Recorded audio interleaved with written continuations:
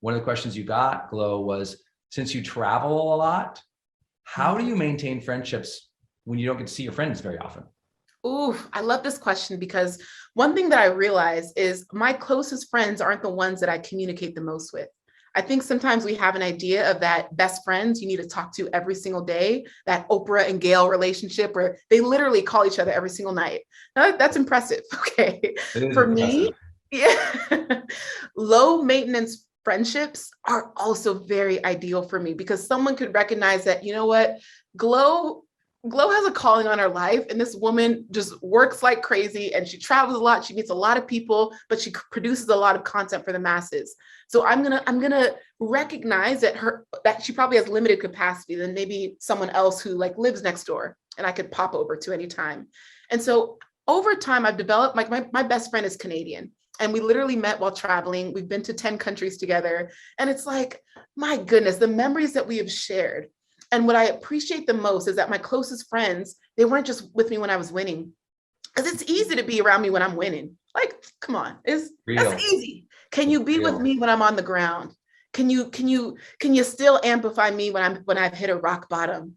Like, those are the people that you really want to be like, man, this person, when I was going through a separation with my partner, they stuck around. They came over and babysat the kids. They helped guide me. They gave me resources. Like, think about the people that have been with you at your lowest. Those are the ones that you want to probably realign higher and then maybe move the people down who weren't there for you when you were winning.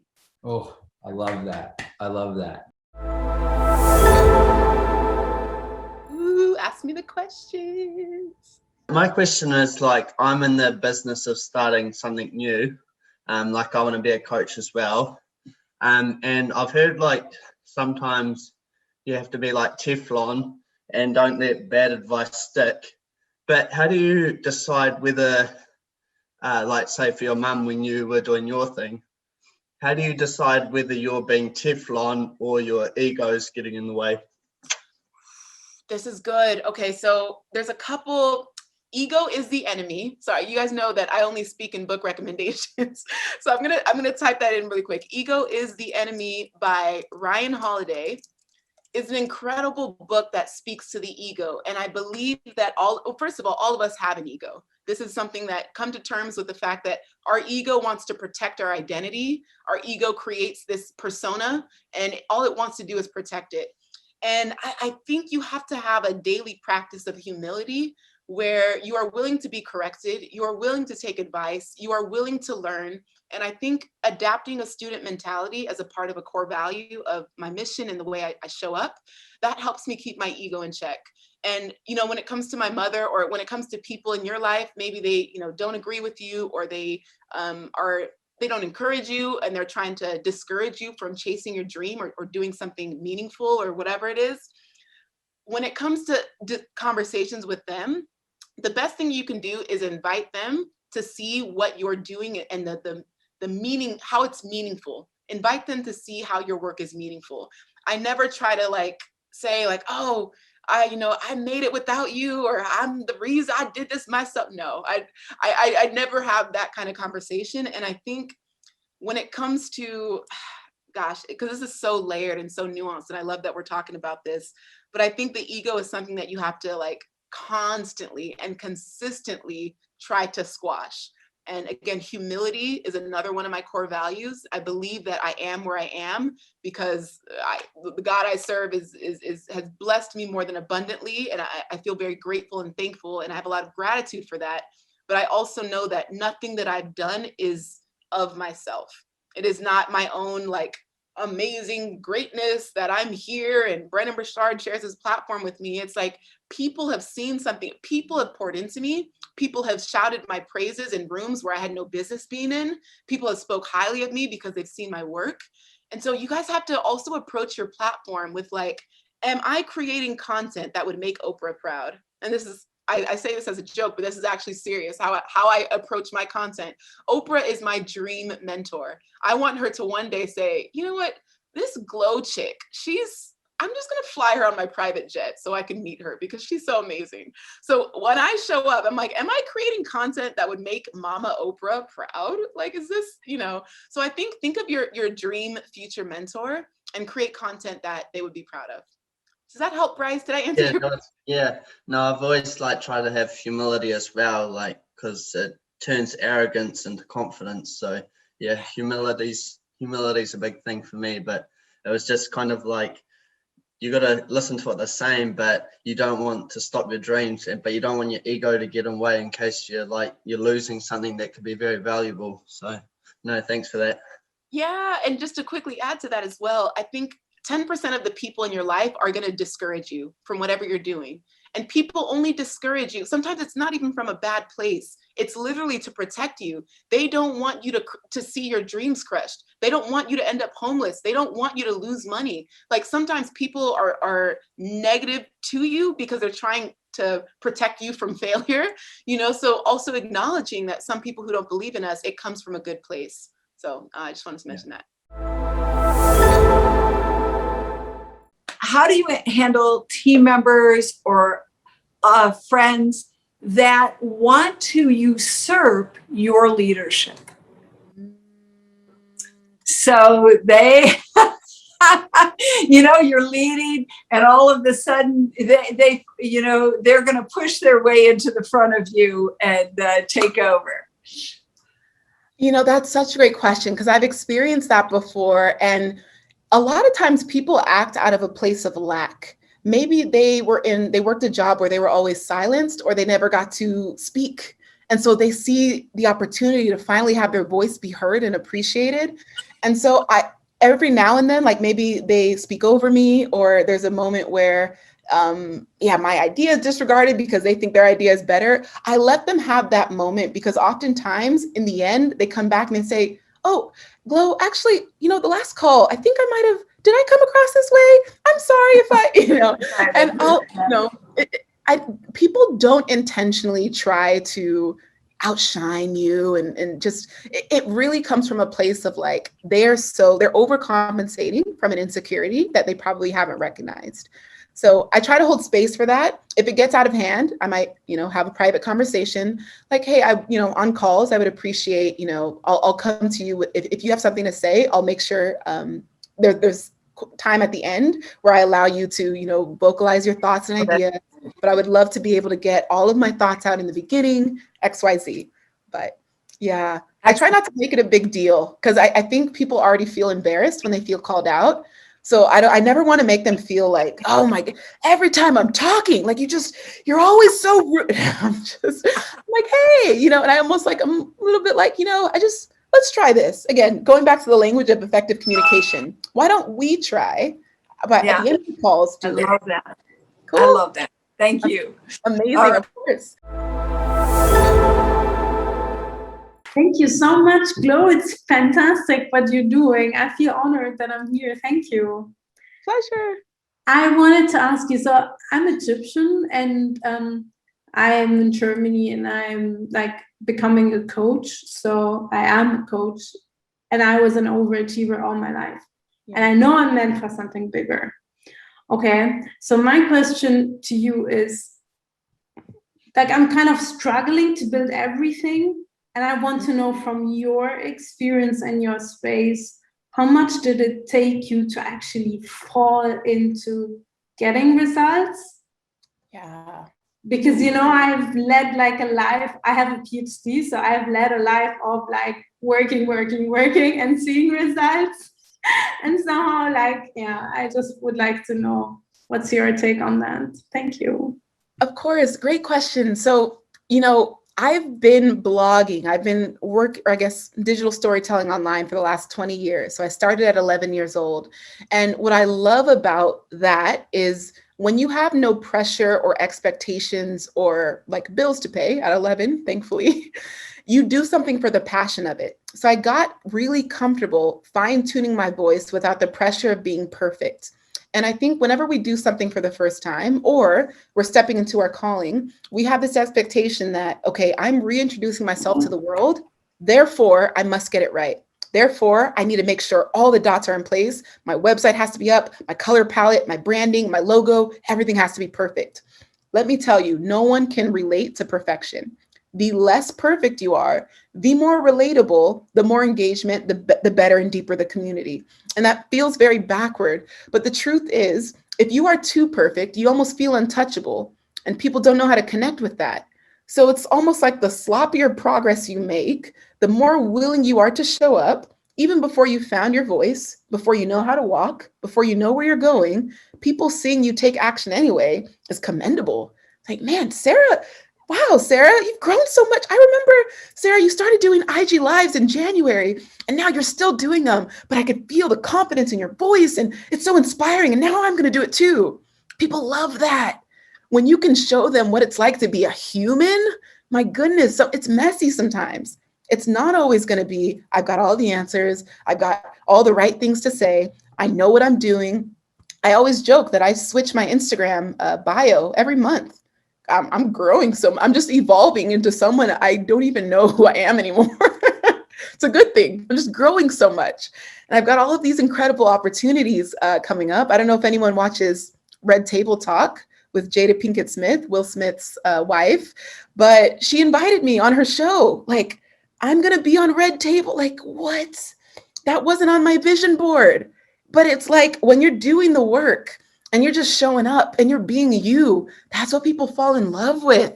It's like people have no choice but to be like, man, she's different, just different.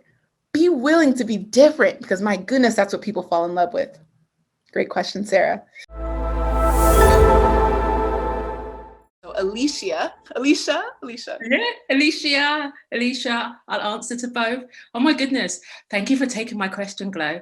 I was just actually writing it down. Anyway, so my question to you is, I have literally just started to get really comfortable with sharing my story and my, being vulnerable. I've just started a podcast, and one of the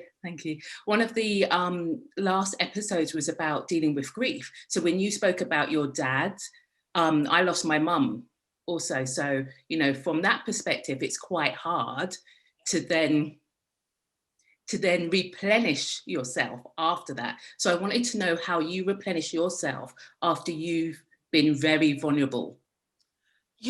I have to have very strict boundaries with the way I use social media, because I want you guys to understand social media content is like junk food. And every time I say something, I don't want you guys to take it the wrong way, but a podcast, an article, that's salad. Social media is junk food, because if all you're doing is consuming social media all day, that's junk highlight reels, random opinions, random people, bad facts, bad story. Like, you're getting all of this randomness, and like, that's not healthy. But if you take yourself away from like the quick bites of social media and you just sit down with a podcast that maybe is like a podcast episode on grievance, or an article on grieving, and you sit with a wholesome piece of content, like, that was super helpful for my healing and super helpful for me kind of bouncing back. But with social media, I come on to post, I double tap a few comments, as many comments as I can. I'm just like, just to engage in the comments a little bit. And then I hop off and I live my life, and I serve my community, and I read books, and I play the piano, and I have hobbies that fill my cup back up. But if I lived my life on social media, I'm not sure I would have this level of energy and joy. So I want you to give yourself permission to pour into yourself, pour into others, because you want to serve your community, but make sure you're pouring into yourself first. Thank you so much for saying that, because that's what I've been doing. And, sometimes you feel like I should be over there, doing the whole social media thing, but I've just been quiet in the mind. So thank you. Thank you for saying that. And what's great is social media is going to be around forever. Like, we're going to be, I'm going to be 102. Like, hey guys, what's up? Isn't it crazy? Like, it's going to be around forever, So I don't want you guys to ever feel like you've missed the mark with like having your moment. Like, you have tomorrow, you have next week, you have next month. Give yourself grace, show up when you're ready, and social media will be there when you're ready. So Dr. Duni Atalabi. The part that resonated with me, which is my question, recovering people pleasers. with trust issues. Me, you, same thing. So my question is, how do you catapult yourself from, or catapult your recovery, or kind of facilitate your recovery? Because I think I do need a faster recovery, and there's no like AA or People Pleaser Anonymous that I could join. So please help a sister. Thank you. That is hilarious. I had to learn that, Glow, if you don't love yourself enough to give boundaries, people will see that. And one thing, when you are a kind person and you have a big heart, you will attract leeches. There's a reason mosquitoes flock to the light. Or what are the bugs? The one that get buzzed when they go to the light. There's a reason the leeches are attracted to the light. They can see your big heart. They can see that you're a giver. They can see that you're kind. And they're like, how much can I milk out of this big-hearted person? And I used to be like, people would literally use their trauma, like they would use their trauma to bond us. If we bonded over similar trauma, that's called a trauma bond. That is not healthy.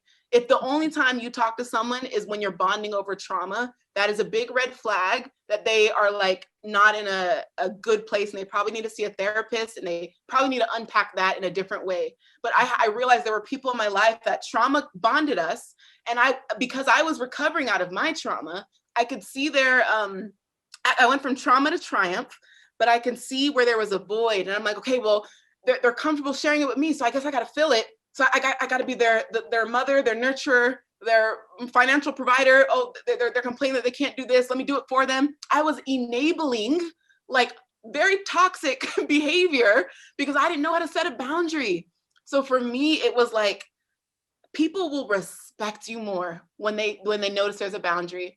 And when I get emails, because I get dozens of emails daily, like, Glow, I would love to have you on my podcast. Glow, do this, do this.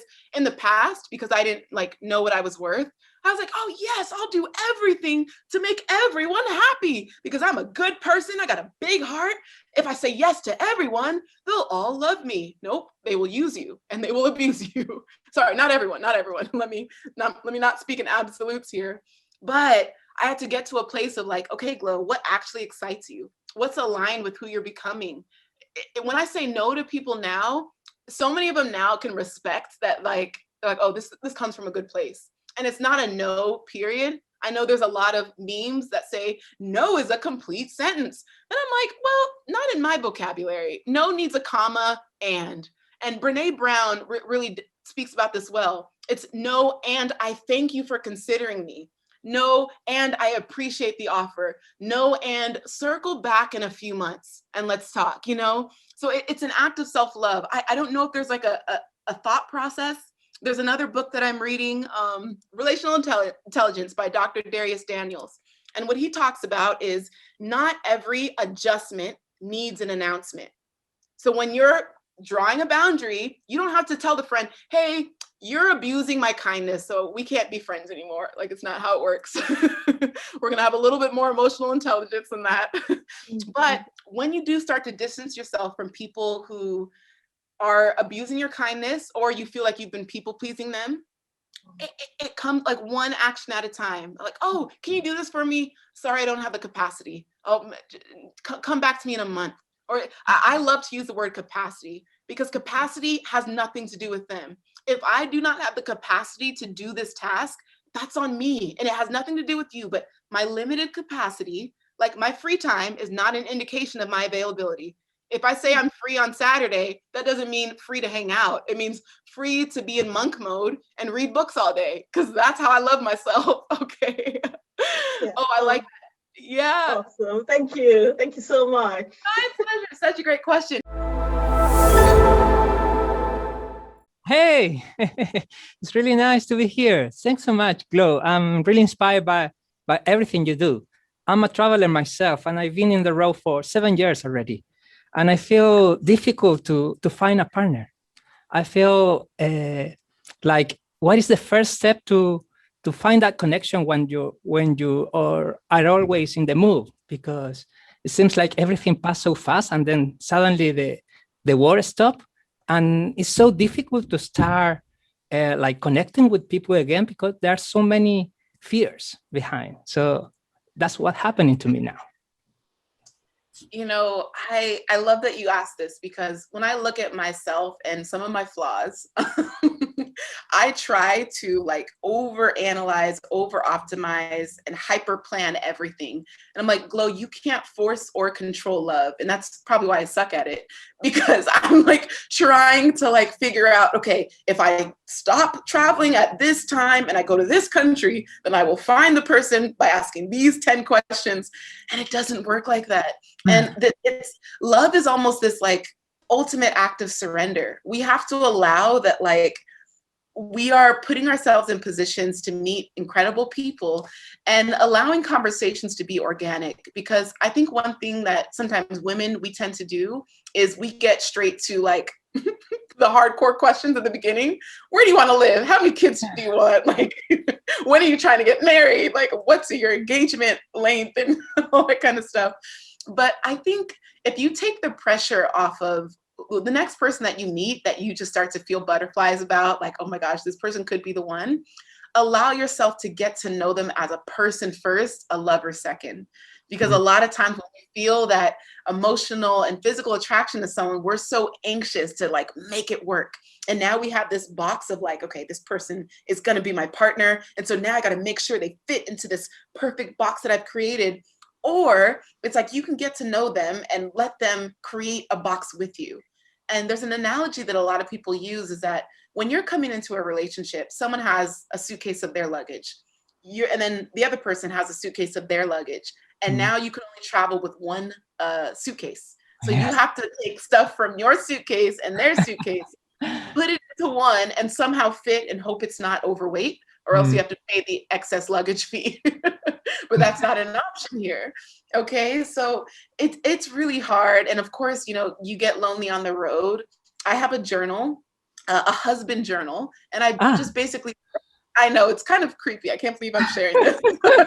It's like letters that I'm writing to my future husband to one day be able to give him and say, I've been waiting for you. I've been patient, but here's what I've been like manifesting. And so it's just a little journal that I got off of Amazon. So maybe that might help you, just writing like future love letters to your partner and one day hoping to give it to them.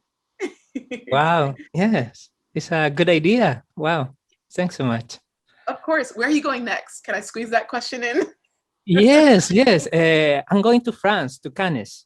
So, amazing. Oh, yes. Yeah, I currently back in my hometown in Chile. So before the pandemic started, I traveled 77 countries, and my goal was to visit each country in the world to portray the ethnic diversity and cultural richness. So I was so focused in that project that I forget about that other part of, I love myself, but I feel like it's now time to share that part, that adventure with someone special. Oh, I feel you. Thanks so much, Brendon, for everything you do. I love everything you are doing, and I'm so grateful for everything. This can be your day for personal growth. This can be that day you committed to and you remember, you go, that was the day I got myself a community. I got better coaches. I committed to making my life the absolute best that I could. This is that day. Make today your growth day. Click the button on this page and sign up right now.